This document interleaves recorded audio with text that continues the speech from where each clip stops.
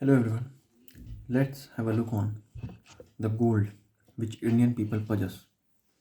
If we talk about the governments, then the gold reserves with most of the governments keep their gold reserves because gold is an entity which is everlasting. If we see that before 20 years gold was valuable, and before 2000 years gold was valuable. So gold is considered to be a very uh, everlasting kind of asset. So many governments, almost all the governments keep their gold reserves. If we talk about the present scenario, then United States is the leader. They store more than 8,000 tons of gold in their reserves. And if we consider the second is Germany, and so on and so forth, but India comes on the ninth place, which is far less. If we talk about India, then India is a country with in history India was a country with a lot of gold. So why is that Indian government possesses very less gold reserve? uh, I think the reason lies between the economic disparity between developing and developed countries, and most of the gold that India possesses are with its people, not with its government.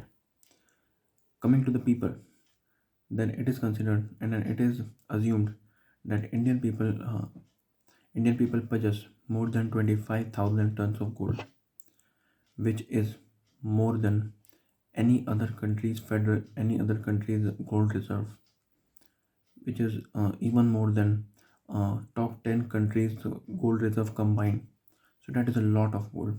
If we uh, if we calculate in the monetary terms, then the estimated value of the gold that Indian people possess is 1.1 trillion US dollars. That is huge. That is 35% of India's economy, and that too without considering the gold within the temples.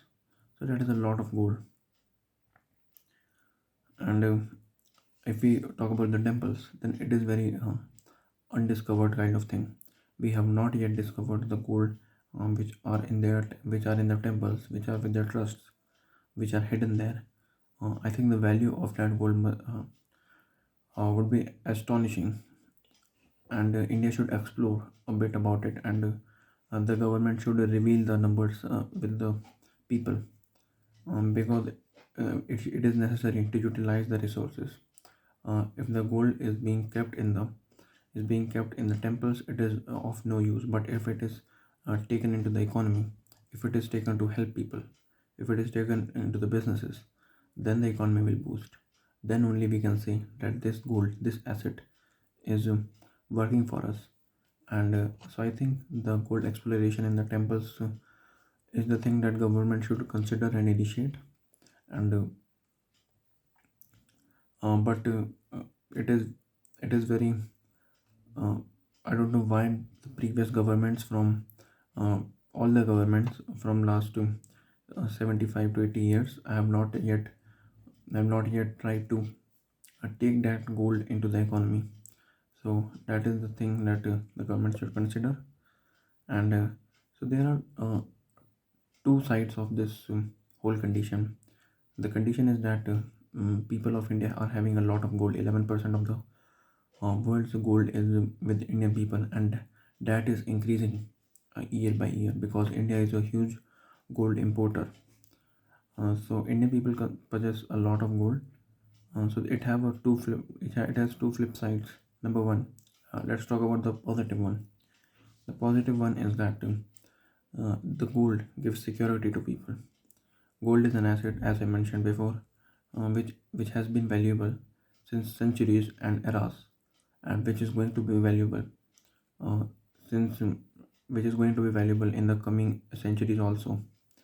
Uh, so it is an everlasting asset. So this gives people a kind of security. If we consider then at bad times, whenever there is a crisis in one's family, then gold is considered to be a lifesaver.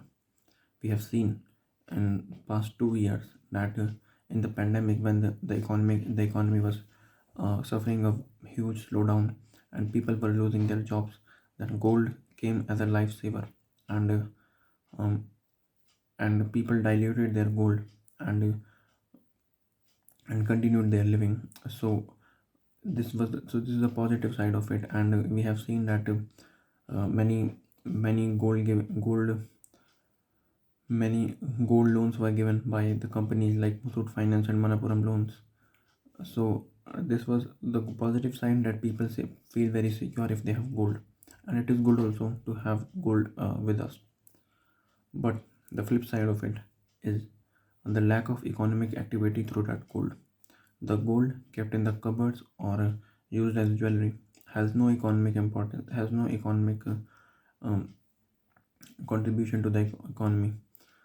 Uh, because if one is not investing in gold, then one may invest in mutual funds, one may invest in share market, one may invest in FDs or RDs, and that is itself um, very contributing to the very contributing to the economy.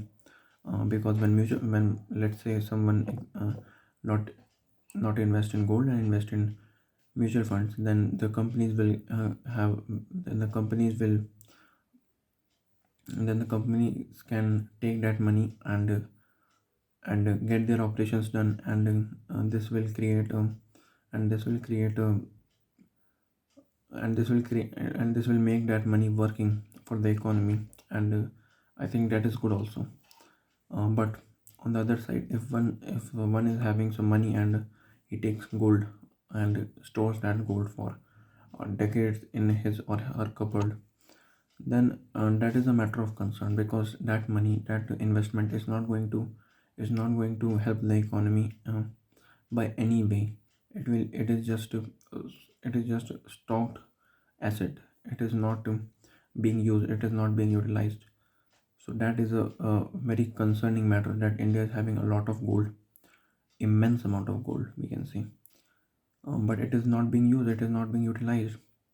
So there is potential. Mm, and there is potential. So I think in the future the government should take some steps.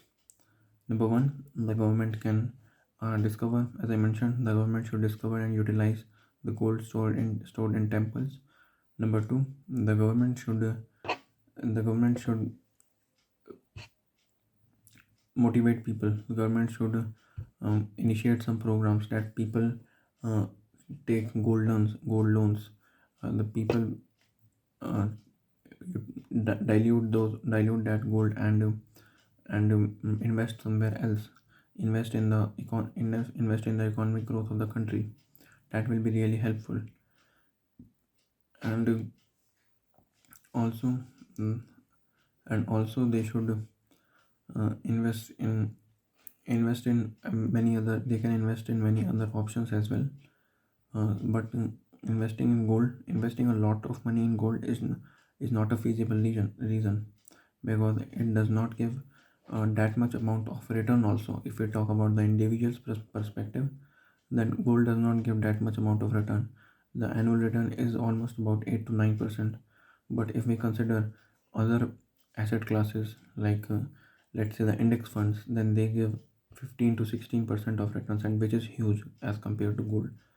So as an individual and as a country, uh, diluting the gold and using that money to invest somewhere else, and the overall liquefaction of the economy will have a, a great impact on the economy, as well as the individual's income. So that was about India's gold scenario. Thank you very much.